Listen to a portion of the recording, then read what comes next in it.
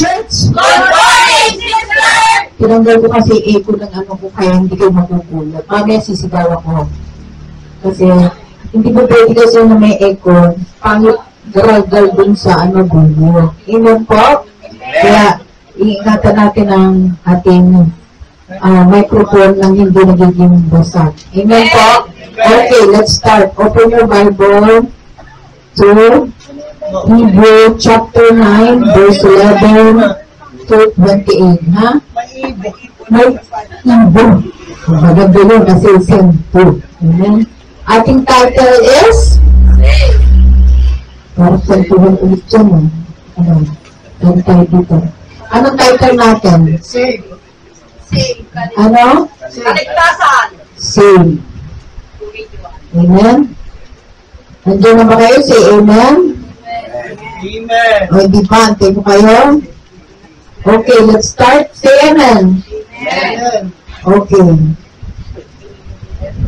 Ito introduction natin. Are you really saved?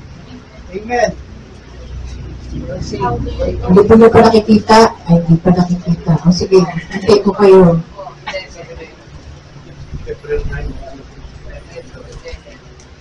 Wala pa. Hindi niyo makita yung Hebrew. Nandun sa sa coffee shop, Hebrew. Nasa coffee shop. Susunod kay Pilimon. Yun. Sige. Amen ba? Nandiyan na? Amen. Parang wala pa rin nakikita. Okay, ready? Okay, introduction natin. Paano nyo nalalaman na talagang saved na kayo?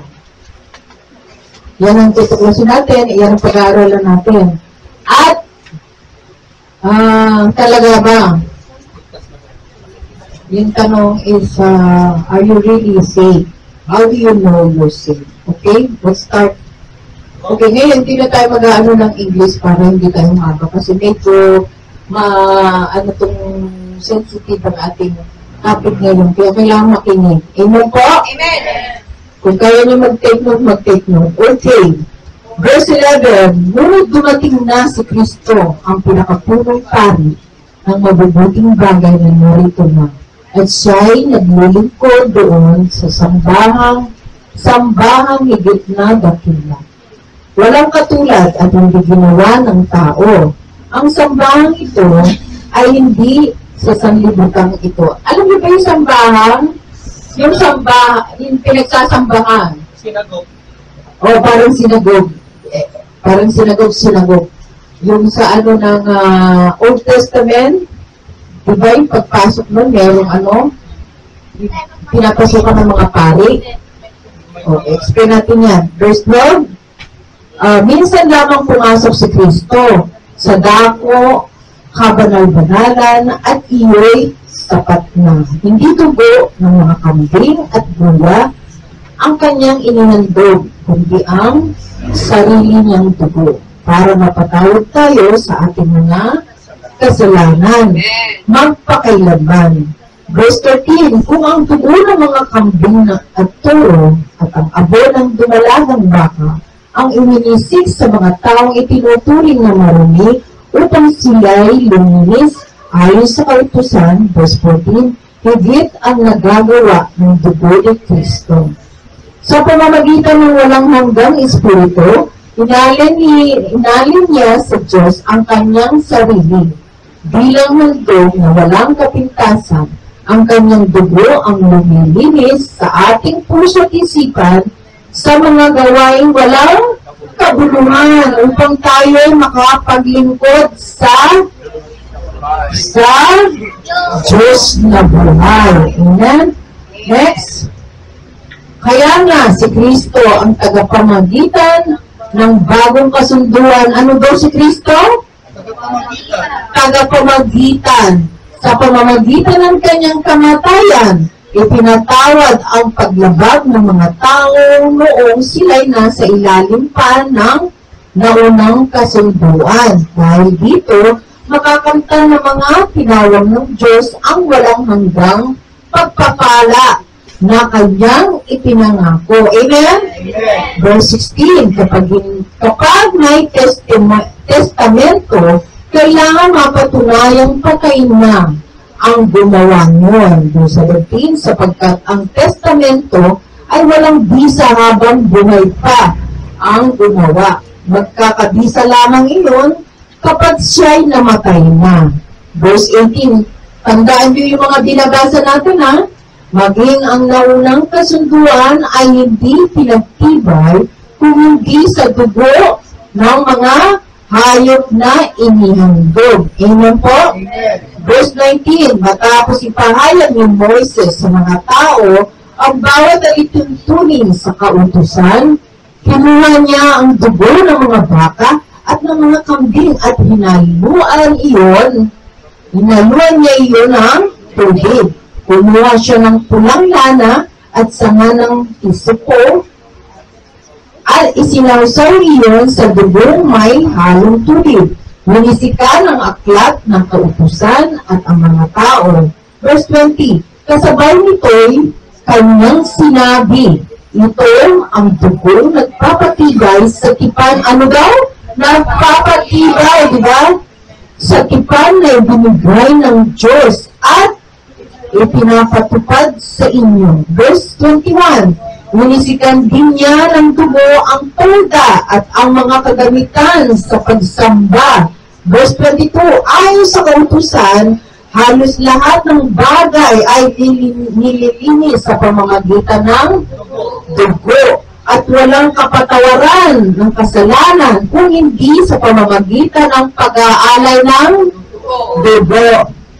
Okay, verse 20, 23, ang mga bagay sa sambahang iyon ay larawan lamang ng mga nasa langit at kinakailangang linisin sa pamamagitan ng mga handog. Ngunit, higit na mabubuting handog ang kinakailangan sa paglilinis ng mga bagay sa sambahang nasa langit. Verse 24, sapagkat si Kristo ay hindi pumasok sa isang dakong banal na ginawa ng tao at larawan lamang ng tunay. Sa langit mismo siya pumasok at ngayon nasa harap na siya ng Diyos at namamagitan ulit, namamagitan para sa atin. Verse 25, ang pinakapunong pari ng mga Hudyo ay pumasok sa dakong banal taon-taon. Ilan daw? Taon-taon, hindi araw-araw. Taon-taon lang na may dalang dugo ng mga hayop. Ngunit, si Kristo'y minsan lamang pumasok upang ihandog ang kanyang sarili. Verse 26, kung hindi gayon, kailangan sanang paulit-ulit na siya'y mamatay mula pa ng likhain ang sanlibutan. Subalit, minsan lamang siyang nagpakita. Ngayon, magtatapos na ang panahon upang pawiin ang kasalanan sa pamamagitan ng handog ng kanyang inialay. Verse 27, itinakda sa mga tao na sila'y minsang mamamatay. Ano daw? Minsang mamamatay at pagkatapos ay paghuhukom. Verse 28, gayon din naman si Kristo'y minsang inihandog upang pawiin ang mga kasalanan ng mga tao. Siya'y muling darating, hindi upang muling ihandog dahil sa kasalanan, kundi upang iligtas sa mga naghihintay sa Kanya. Naghihintay ba kayo? Amen. Okay, let's start. Number 1, hinati ko yan sa tatlo ulit para maintindihan nyo at makita nyo ang summary ng binasa natin. Number 1, ano ang naglilinis sa puso't isipan natin? Pakikita yan sa verse 14. Okay. Higit ang nagagawa ng dugo ni Kristo sa pamamagitan ng walang hanggang Espiritu, inialay niya sa Diyos. Ano daw yung ginawa? Inalay niya sa Diyos ang kanyang sarili. Pero mo, ama niya yun, iaalay niya yung sarili niya sa Ama. Ano siya ng mamatay para sa kasunduan nilang sumunod siya sa Ama. Amen? bilang handog, inyalay niya, sa pamagitan walang hanggang espiritu, inyalay niya sa Diyos ang kanyang sarili, bilang handog na walang kapintasan. Sa kanya, ang kanyang dugo, ang lumilinis, ano daw? Ang lumilinis sa ating puso't isipan sa mga gawaing walang kabuluhan upang tayo makapaglingkod sa Diyos na buhay ba si Lord? Amen. Sigurado kayo buhay yung Diyos o patay? Buhay. Amen. Kasi kung patay yung Diyos, mali wala lahat ng ginagawa natin. Hindi tayo magbubuhay. Amen. Dito sinasabi dito, ano ang naglilinis sa puso't isipan natin? Sino na nakatikim ng dugo? Sino kumakain dito ng dinuguan? Lahat, di ba? Amen. Ipinagbabawal ba sa Biblia yung pagkain ng dinuguan? Ha? Dati. So, sa At tinatanong ko, ipinagbabawal ba sa Biblia ang dugo? Ha? Okay. Explanation natin dyan. Old Testament, nakalagay doon ang mga pag-apat na paa. Kasintasan. Bawal kumain. Pero nung dumating si Jesus, Lahat nilinis. lahat bulinis niya. So ngayon, ang tanong, pinagbabawal ba kumain ng dugo? Hindi. Dinuguan pala. Sinukuhan. Ha? Hindi. Hindi. Pero, we need to respect sa mga tao. Halimbawa, araw ko, iglesia. Hindi sila kumakain ng dinuguan. Kakain ka ba sa harap niya ng ang sarap ng gawin pa yung ano mo? Ha?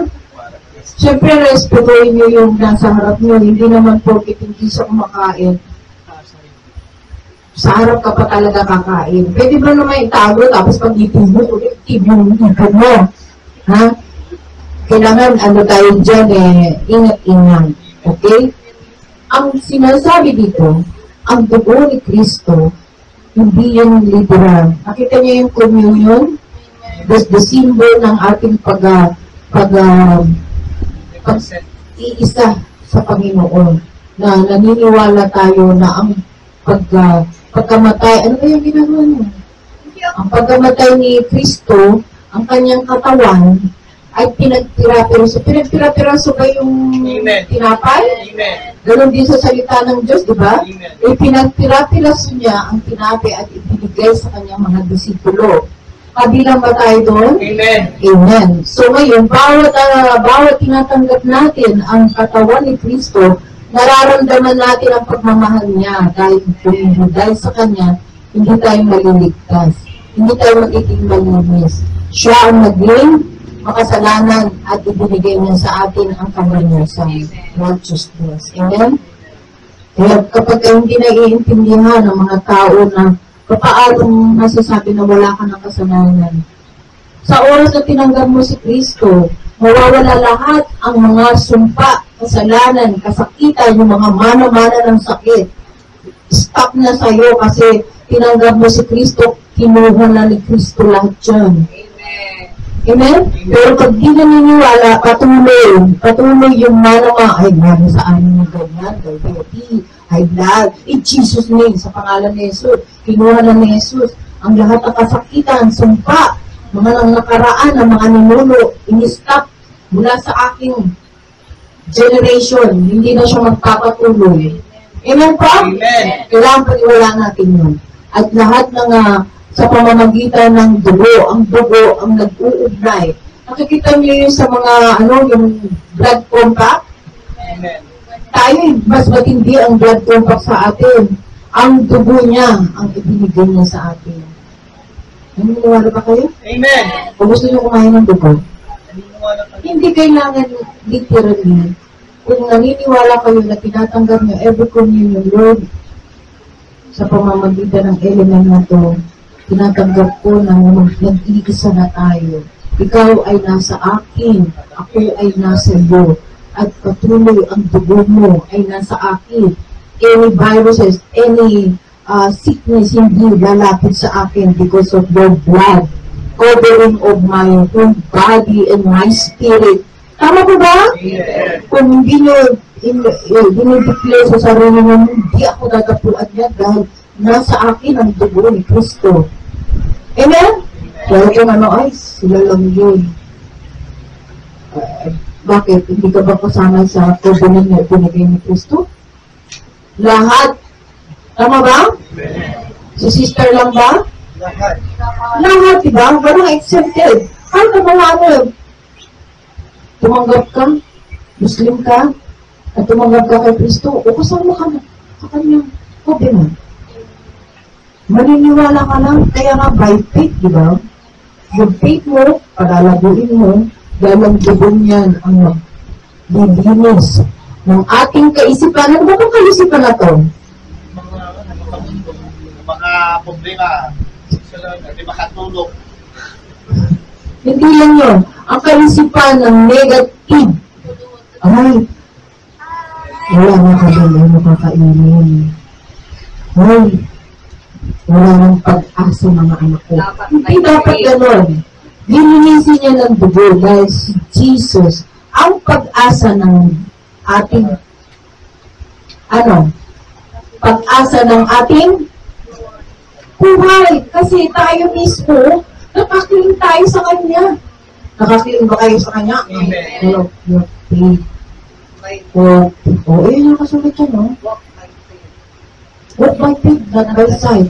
Lahat ng sinasabi ng mga tao na, ay, hindi ako naniniwala kasi hindi ko nakikita. Sino yung disipulo na yan? Sino yung disipulo na yan? Si Thomas. Si Thomas. Dahil dumating si Kristo nung pagkabuhay, amen? Nagpakita, wala si Thomas at binalitas. Dumating si Kristo! Ay, hindi ako naniniwala hanggang di ko nilalagay yung tagiri ko sa butas ng kanyang tagiliran at saka sa kanyang kamay. Kung maya dumating sumunod na dumating si Kristo, Thomas, kahit hindi pa binabalita, narinig niya yung sinasabi niya, ilagay mo, dito pala sa yung sinaksak siya. Halika. O ano din, oh my God. Diba? How much more tayo? Kaya sinabi niya, mapalad ang naniniwala na kahit hindi ako nakikita, mapalad sila. Kaya pagka nagdadaw kayo, that's a sin. Kaya kailangan tanggalin. Yun yung lilinisin ng dugo ni Kristo. Hindi kayo kukuha ng papatay kayo ng para impulas nyo sa nyo, sa noon nyo. Mag-cross kayo dito ng blood. Anong blood dyan? Blood ng tambig namin. Pumatay namin. Kinuha ko yung dugo. Hindi kayo rito. Hoy, sino nagturo sa inyo? At saka yung manok. Mas malinis, wala kaming kambing, wala kaming lang. Manok, pinunas ko rito, pareho rin niya, sister. Saan nakalagay yan? Sa Bible. Hello? Kailangan na intindihan natin yung salita ng Diyos. Si Kristo lang ang makapagpalinis ng ating kaisipan, lalo na sa ating puso. Ang puso natin makasarili. Makasarili ba ang puso natin? Ang puso natin masyadong magagalitin. Ang puso natin masyadong hindi nagpapatawad. Tatanggalin yan kung iaalaw mo ang biling. Amen? Pero sa tuwing nagkukumulong tayo, doon tayo nahihil. Kaya nga sabi ko sa inyo, pagkahawak mo, huwag kayong tingin ng tingin. Hawakan mo siya dahil si Kristo yan. Elements na yan, pero imagine mo, Lord, salamat. Patawarin mo ako kung may nagawa ako ngayon o kahapon o magpapasalamat ka, Lord, sa pamamagitan na naniniwala ko. Tatanggalin mo ko ano yung mga nararamdaman ko sa katawan na hindi ko maintindihan. Sa pamamagitan nitong tinapay ng iyong katawan, pinagpira-pirasun mo sa amin at pagkatanggap ko, ay tatanggalin mo mga ugaling hindi na nararapat sa paningin mo. At itong dugo na to, Lord, ay magtitibay ng aking mga pananampalataya at lahat ng kasakitan, anumang mga viruses, mga lumalagang na yan, hindi ako mahahawaan because of your blood. Amen po? Amen. Kailangan gano'n, hindi yung nakatambay lang kayo na tapos na, amen. Though, oo, biscuit nga yan at juice, pero tandaan mo, just the symbol Eh kung totoo yan na pinagpura-puras yung katawan ni makay ka ng makay ka ng Dipolo o Kristo. Hindi lang literally. Kaya nga sinisimbolo. Lagi yung pinaalala. Basahin niyo yung 1 Corinthians chapter 11 verse 23 to 26. May continuation kayo. Tingnan po, lagi nating alalahanin na ang magpapalinis. Kaya pagka nakakaramdam na kayo, ay, teka lang muna yung negative ng aking pag-iisip. Masyado akong worry. Masyado akong duga. Hindi ko alam kung sino kakausapin ko.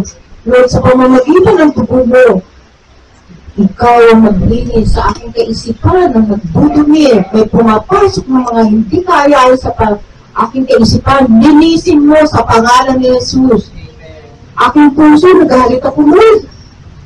Every time na magkakaroon ng mga pangangatawan natin, yun ang kailangan natin ang dugo ni Kristo. Amen? Hindi mo makakatin nyo, ang tagal ng isang buwan, magumukog mo yun. Pwede mo gawin mo ba yun? Amen? Kami nga, dati, araw-araw yun. Hindi ko nagagawa kasi wala akong Amen? Mas maganda yung bago ka kumain ng breakfast, yan ang mo. Salamat po. Buhay ang nasa akin. Tatanggapin ko nilinisin. Amen? Okay. Next. Number 2. Ano ang makakamtan ng mga tinawag ng Diyos? Wow. Tinawag ba kayo ng Panginoon? O siya lang? O siya lang? Amen? Okay, tingnan natin sa 15 and 17. Kaya nga, si Kristo ang tagapamagitan, daw? Ng bagong kasunduan. Bago ba ito o ba? Bago. Sa pamamagitan ng kanyang kamatayan, pinatawad ang paglabag ng mga tao noong sila'y nasa ilalim pa ng naunang kasunduan. Ano ba itong kasunduan na ito? Law.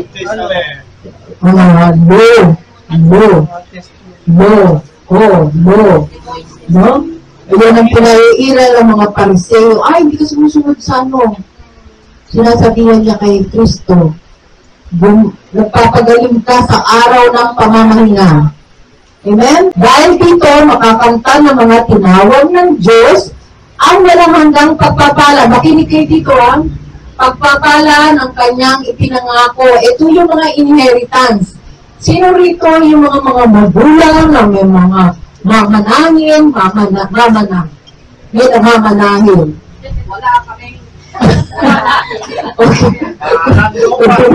Continue natin. Basic term, kapag, ito daw kapag may mga magulo kay mamanahin, kapag may testamento, kailangan mapatunayang patay na. Hello? Patay na ang gumawa yun sapagkat ang testamento ay walang visa habang buhay pa ang gumawa. Hindi ibig sabihin patayin na para maging visa. Kasi yung iba, nagmamadali na para makuha ko yung anak ko. Bilisan natin matigok. Eh, maraming ganyan. Para magkabisa, habang buhay pa ang gumawa. Magkakabisa lamang iyon kapag siya'y namatay. Alam mo ba itong testamento? Ano itong testamento?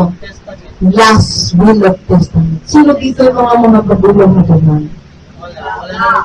Huwag yung sasabihin, wala kasing imamanahin yung nanay ko. Siguro utang mamanahin.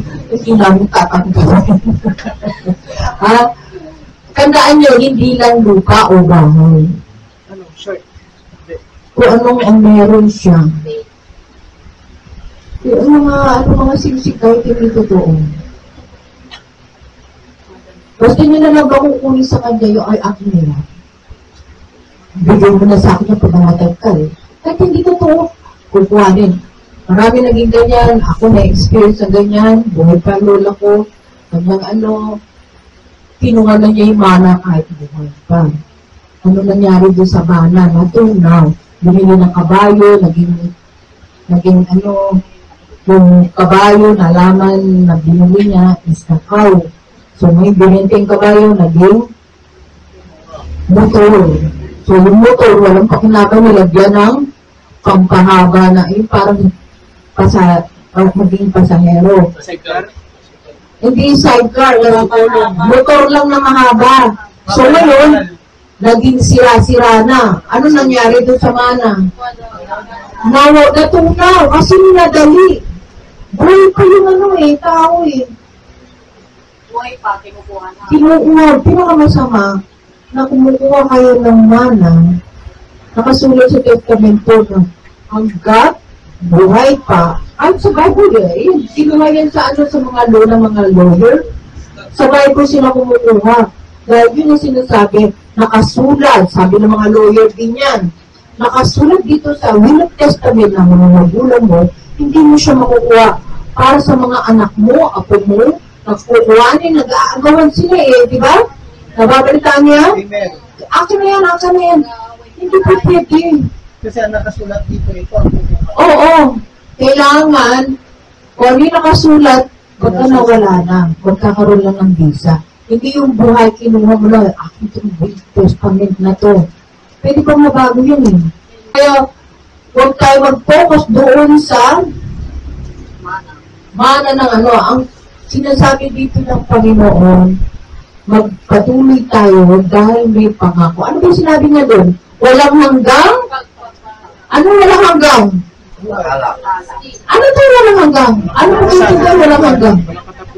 Walang katapusan? Pagpapala. Parang nalagpat kayo. Hindi ba kayo natutuwa ng walang hanggang forever na blessing? Amen! O, may naririnig kayo sa mga kurap na thank you, Daddy, for ATM forever. Naririnig na, wow, ang ATM niya hindi nauubusan forever daw Wala ako naririnig na gano'n kasi pagka na gano'n, ay naku, mag-ano na siya. May limit yun sinabi, no ending, forever daw ATM. Naging unlimited. Hindi na sinasabi unlimited, forever, Daddy, thank you for the ATM forever. Siyempre mga tao na magulong, wow, daming pera, hindi na uubos. Eto yung sinasabi ng Panginoon. Eto yung sinasabi niya. Di ba kayo natutuwa? Pero, sister. Pero pag narinig sa grabe. Kasi nakikita naman tayo yung sinasabi na, nagsashopping sila 33,000 a day. Amen? Ito, di pa natin nakikita para malungkot kayo. Ang sinasabi dito, hindi po pwede mangyari kapag hindi pa namamatay sino? Jesus. Parang hindi ko sigurado kung sino mamamatay. Sino mamamatay? Kristo! Si Kristo! O ngayon, namatay na si Kristo. Ano na nangyari? Pagpapala.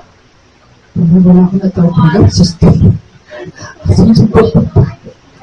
Meron na, say. Ang pagpapala, hindi yung pagpapala ng financial. Concentration, hindi ka maubusan ng katahimikan, pagmamahal, good health, at ang pamilya mo may protection, at saan ka magpunta, because of the forever of the blessing. Amen! Parang hindi ko namatay mo si Kristo. Hindi ko naliligaw si Sister Blessing. Kasi hindi kayo naniniwala. Yun na sinabi yun, naniniwala ba kayo ngayon? Kailangan paniwalaan nyo kasi sabi nga, di ba? Walk by faith, not by sight. Buhay pa ba si Kristo nung sinasabi to? Amen. Wala na siya. Kaya ini-explain niya, pag namatay, ang nagsulat na gawa ng testamento ay mapapatunayan, ito ay totoo, ito ay magaganap. Pero kapag buhay pa si Kristo, hindi magaganap yung pangako ng Diyos. Wala pang visa yun. Walang visa ang sinasabi ng Diyos, pero namatay na ba si Kristo? Amen! Nangyayari na. Nagpapala ba kayo? Amen! Ako naniniwala dyan, kahit ako maraming problema. Kasi, tingnan mo yung edad natin, kahit hanggang ngayon malakas pa tayo. Amen! Yung ibang bata pa lang nawawala na because of that. Walang Diyos. Amen. Amen po. Amen. Kailangan ang pagpapala forever, not only financial. Favorite day. Assurance. Kaya sinasabi, tinatanong ko sa inyo, Alagabang, Ligtas ka. ligtas ka na. Amen! Paano mo nalalaman maliligtas ka? Oh. Dahil sa... Dahil, Kasunduan, sister, namatay na David. ayun, naman sa kasunduan, naniniwala ko, pinangawakan ko yan. Pwede kasi sinabi ng Diyos, kung ano sinabi ng Diyos at sa salita niya, naniniwala ko. Hindi ako pwedeng magdagdag, salita niya yan para sa akin. Amen. Letter niya yan para sa akin, para rin ba sa inyo? Amen. Amen. Kaya kailangan maniwala tayo. Huwag nating baliwalain mga salita ng Diyos dahil galing sa Kanya para iparating sa sabihin mo. Sinasabi niya, ano ba sinasabi ni Jesus dati? Lahat ng sinabi niya ay binigay ko na sa inyo. Ibinigay ba sa atin? Amen. Ito na binigay. Kung hindi nyo nagbabasa, hindi nyo matatanggap yung love letter niya na pagmamana, inheritance, o gawin natin Tagalog. Walang hanggang pagpapala. Kasi sa English yan, inheritance. Pag naririnig, wow, kayamanan, iniisip kagad kayamanan, only the financial. Your family protected by the blood of Jesus forever and ever and Amen. eternal life. Hanggang sa mawala ka sa mundo, meron kang continuation dahil pag namatay ka, hindi ending. Sino naniniwala dito pag namatay, tapos na? Hindi. Hindi. Doon pa lang ang start ng buhay ng eternal na sinasabi ng Panginoon. Doon ka pala magsasaya. Hindi ka nagsaya rito sa mundo. Doon ka nagsasaya, alibing ka ng Dito ka Diyos. nagsasaya, sister. Amen! Ha? Kung dito ka nagsasaya, Kung dito ka nagsasaya, dito ka magsasaya. doon ka magsasaya. Kung makakapagsaya ka. Mamimigilin na mo kayo. Hirap. Ngayon, later, Supper. supper. Kita ba? My Kung hirap ka rito, Mamaya. kagandahan, karanyaan ang magkakaroon. Kung kaligayahan, puro kaligayahan, ayaw mo na ka. Ang nangyayari, supper. Supper. Later, supper. Makikita niyo. Amen. Magkakamali na rin tuloy ako sa akin sa pizza. Naghiram ka dito. Ate Lazar, sister, yung rich man. Yes, nakita niyo yung the rich. Naghihiman ka. The rich man, Lazaro. Dapat magkaroon tayo ng aral doon. Kahit paulit-ulit ko na isinishare yun. Amen! Tandaan nyo, isipin nyo na, ay, hindi bali na ako ang nagbebeg ng Dahil na magmahingi sobrang hirap ka na dyan. na sobrang hirap ng buhay. Kasi hindi ka tinatanggap ng mundo. O, ngayon. Magdusa ka kasi, hinahon mo yung Diyos mo. Kung mamali mo ko, yan, pagayamanin kita. Bibigyan kita ng power. Bibigyan kita ng fame. Kasi sikatin kita. Si Satan. Sumamba ka lang sa akin. Itakwil mo yung Diyos mo. O, sino pipiliin nyo? Yung hirap na lang, ang hirap. Natural, hindi mo tatakbo ng Diyos ka. Kahit ikamatay ko. Magsalita mo, biglang ng Diyos na pupuputa ko tayo. Sinabi mo, sige lang, puputat ko na ako! Sige na. Tatakboy ko na. Huwag na lang pulitan.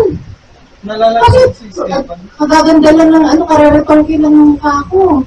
Baka mo, puputa ng ulo, hindi na ako makikilala. Kaririban lang ng aking buhok. Huwag mo na. Palipasin mo muna isang taon. Bago pa yung damit ko. Bago pa damit ko. At bago pa kotse ko. Bago pa bahay ko. Huwag mo na. Ano ba sasabi ko? Pag sinabi ko pupubutak kita ng ulo, itanggi mo yung Diyos na yan, ibibigay ko sa'yo. O sige. Basta bigay mo sa akin ha. Kagdag ha. Walang labis, walang kulang. Ay, pinubutan din siya ng ulo. Bakit kaya? Dahil ano eh, si Satanas yun. Bakit di siya pinubutan? Dahil hindi siya kapag yung sinamba niyang itinakwil niya, hindi siya na kailangan mabuhay. Dahil itatakwil din tayo niya. Trader yun eh. Trader niya ngayon sinamba niya. Trader rin tayo. Ganyan ang mga ng trader. Kaya patay o buhay mo. Sa'yo ako. Kasi forever nasa iyo. Eternal life nasa iyo. Pangako mo, Lord, sa pagkamatay ko, hindi ako namamatay. mabubuhay ako forever. Amen po? Hindi dapat natin panindigan yung nakikita ng mata natin na ayun na kayo man ang gold at lahat ng yan giging sa'yo. Amen po? Amen. Never ever natin itanggap. Dahil meron pangako ang Panginoon. Ang tandaan mo ang word na yun. Walang hanggang pagpapala ng kanyang mat. Ipinangako, sino nangako na to? Ay, si Father God. Si Father God. Si Father God para sa atin. Maparas, pagka yung testamento, ibig sabihin, nagawa na sila ng testament para dun sa mangyayari sa kanya. Para ipamana sa atin kung ano yung mangyayari. Amen. Amen po? Amen. Ay, hindi nyo naintindihan pa rin. Basahin nyo na, basahin na. Amen po? Okay. Number 3 na tayo. Okay, ano ang ihandog upang maligtas? Verse 28. Okay. Gayun din naman si Kristo minsan inihandog upang pawiin ng mga kasalanan ng mga tao. Siya'y muling darating, hindi upang muling ihandog dahil sa kasalanan, kundi upang iligtas sa mga naghihintay sa kanya. Ibig sabihin ito, ano yung mga ihandog upang maligtas? Mag-o-offer ka ng 1 million. Mag-o-offer ako, sister, ligtas mo lang. Offer ko sa yung sister. Kulungan. Ha? Kulungan. Hindi, kasi hindi nila naiintindihan ang kaligtasan. Kaligtasan, kaya mo ba buhay mo? Para dyan sa kaaway mo? Ito mo papakamatid siya. That's reality. Ang sagot dyan, hindi basta-basta. Panginoon, ibibigay kong buhay ko sa iyo. Hindi ko kaya ibigay sa Kanya. Pero dahil sa awa at grasya na ibibigay mo, na matanggap ko at maibigay ko ang buhay ko sa Kanya dahil sa iyo. Kung tayo sagutan, oo, kaya ko, really. Hindi natin basta-basta sabihin yun. Pero, ang mga nanunungkulan, mga naglilingkod sa Panginoon, kaya niyo ba ibigay sarili niyo sa paglilingkod sa Diyos? O baka, ay, huwag mo na, si Magmuna kayo. tsaka na muna. Asa lang ano doon? Tatapato. Ha? Oo, yan o. Yan doon upang maligtas. Kasi sometimes, may padadala sa inyong tao ang Panginoon. Paano mo maalalayan maligtas yung tao na yun? Kung hindi mo paghihirapan yung kanyang ito natin, ang hirap, sister. Bigay mo yung buhay mo. Hindi ko sinabi na, magpakamatid ka pa. Sa kanya, hindi yun na ibig sabihin. Ibig sabihin, ang pagsasaga at pagpupursige, hindi yung ipinupus mo siya, ikaw ang nananalangin para sa kanya, Lord, iniiyak ko siya, tulungan mo na maligtas dahil ang pamilya niya ay kailangan na may maligtas doon. Sa pamamagitan ng panalangin kong ito, Lord, inilulod ko sa iyo yung taong yan. Amen po? Amen. Hindi ibig sabihin magpakamatay ka sa harap niya, hindi yun. Kasi si Lord, hindi literal na sasabihin niya, si Jesus, kasi pag namatay kayo, ano na mangyari? Paano mo matutulungan yun? At meron ka pang ginagawang bigla kang mamatay. O anak, ano ba ginawa mo? Ba't namatay ka? Kasi sabi mo, Lord, ibigay ko yung buhay ko sa kanya. Ibigay ko yung buhay ko sa kanya. Mamusog ako ng gera o something na alam ko magdidisgrasya ako. Ano ba yung sinasabi ko sa salita ko? Maglungkod ka sa kanya. Ipanalangin mo siya. Hindi ko sinabi, ibusog mo yung sarili mo dahil hindi ka pa naayos. You're not perfect, hindi mo pa oras, pero ibilusog mo na hindi ka nakaprepare.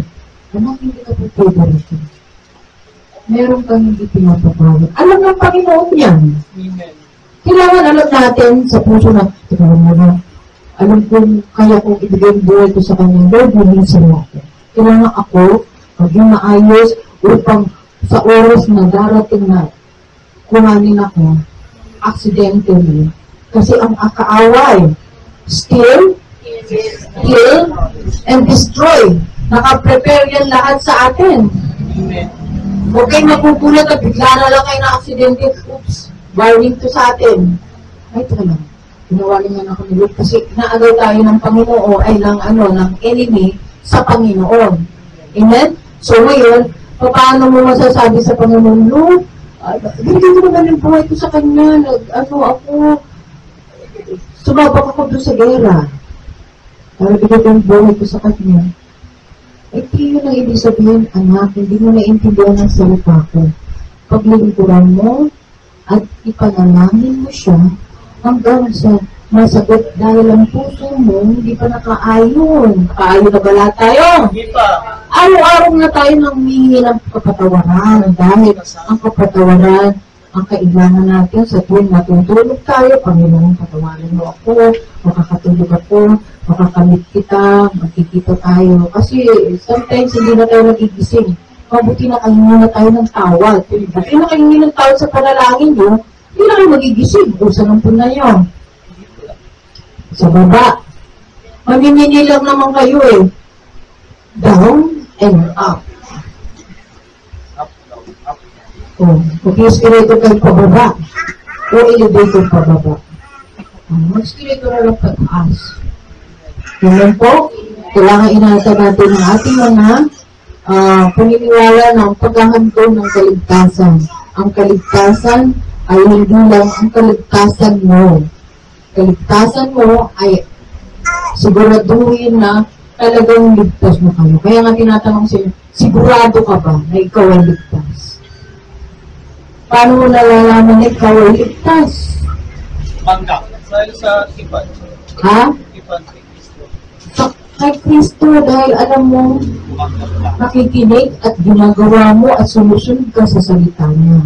Pero pag hindi ka na nagbabasa, at hindi ka nakikinig, at hindi ka na nanalangin, sa tingin mo may assurance ka na nagpupundi-pundi na yung mo, ilaw mo yan, binawarningan ka. Pag may ng panaginip o something, warning mo sa inyo yan. Amen po? Okay. Ating conclusion, lahat ng bagay na ginagawa ng Panginoon, gawin natin baliwalain. Hindi lang isang beses, hindi paulit-ulit siya mamamatay. Isang beses lang. At lagi natin inisipin na ang pagkamatay ni Kristo ay dahil sa iyo. Hindi dahil sa akin, dahil sa iyo. Kapag lagi mong iisipin, salamat Panginoon, namatay ka para sa akin, upang ako'y mabuhay. Titingnan niyo yung cross. Wala na si Kristo doon sa cross. Pero dapat ikaw nandun sa cross. Nakita niyo yung mga disipulo? Nagpapako sila, ang nakabaligtad, kasi ayaw nila makapantay ang ginagawa ni Jesus, na siya ang ating master. Nagpabaligtad sila upang pakita sa master, hindi sa mga tao, upang ipakita niya ang pagsamba sa Diyos ay hindi kapantay. Gusto niya yung magpakababa pa rin kanilang pakikita na ang pagsunod sa Kanya ay hindi biro. Amen po, ganoon din tayo. Kung natin baliwalain ating pagsamba, ang ating mga ginagawa, ay walang kabuluhan. May ang nangyayari. Nag-move.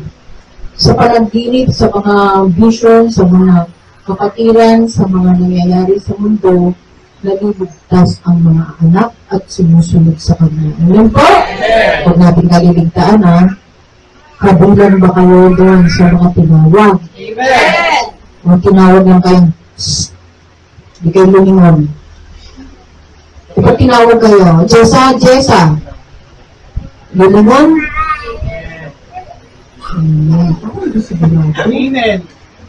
Sinabi ko sa inyo, pagka may tumawag sa inyo 2 beses na pangalan, si Lord John. Amen po? Amen. Kapag dito pa dito, Tulog na. pag tinawag ka ng Panginoon, para ka